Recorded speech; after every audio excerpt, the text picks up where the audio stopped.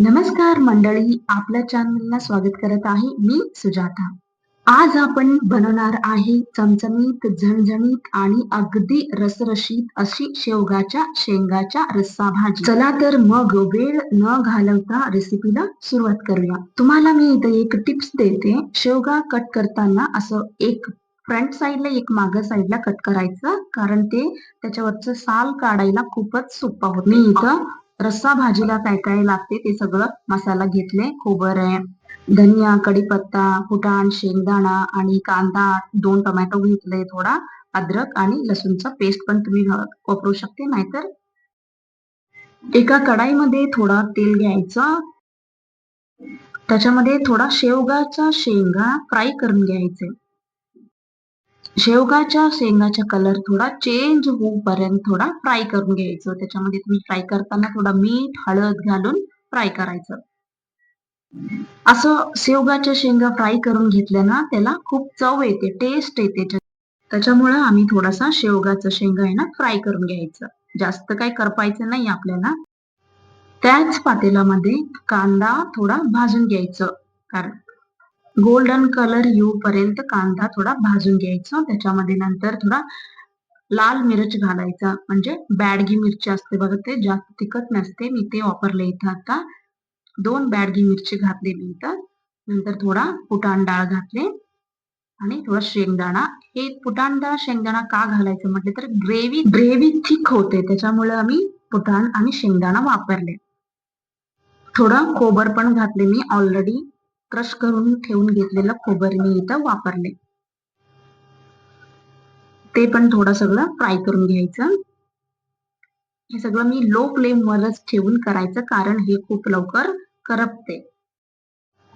हे सगळं मसाला थोडा थंड झाल्यावर ना आपण मिक्सर मध्ये सगळं घालून बारीक करून घ्यायचा.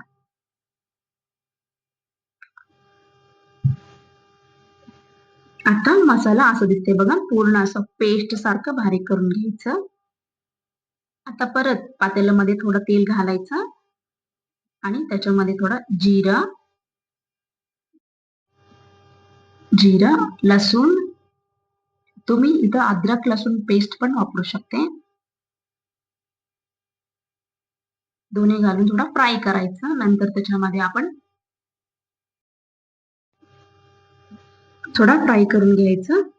त्याच्यामध्ये थोडा मी कढीपत्ता घातले आणि थोडा लाल तिखट. लाल तिखट तेलामध्ये घालून थोडं फ्राय करून घ्यायचं, कारण लाल तिखटाचा कलर सोडते, लाल होते.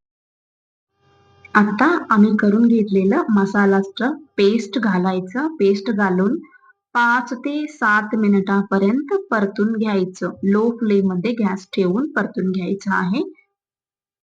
शेवगाच्या शेंगा आपल्या शरीराला किती उपयोगी आहे, म्हणजे संत्र्यापेक्षा जास्त व्हिटॅमिन सी हे शेवगाच्या शेंगामध्ये आहे. त्याच्यामुळे आम्ही शेवगाच्या शेंगा खायलाच पाहिजे. आपल्या शरीरासाठी शेवगाच्या शेंगा खूप गरजेचं आहे.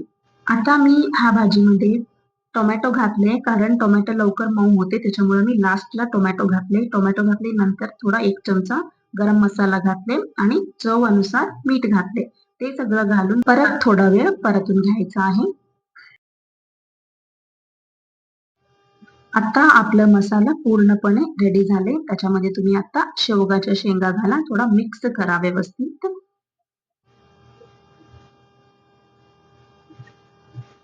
व्यवस्थितपणे मिक्स झाल्यावर त्याच्यामध्ये आम्हाला 2 ग्लास पाणी घालायचं आहे.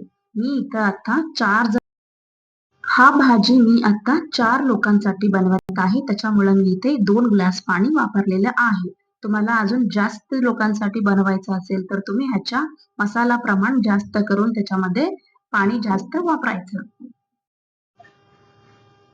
पाणी घातल्यानंतर आम्ही 10 मिनिट लो फ्लेम मध्ये परत थोडा वेळ शिजून घ्यायचा आहे, कारण शेवगाची शेंगा थोडा घट्ट असते, त्याच्यामुळे शिजायला वेळ लागते. त्याच्यामुळे आम्ही 10 मिनिट लो फ्लेम वरती शिजून घ्यायचं आहे. आता तुम्ही बघू शकते आपलं भाजी पूर्णपणे रेडी झाले.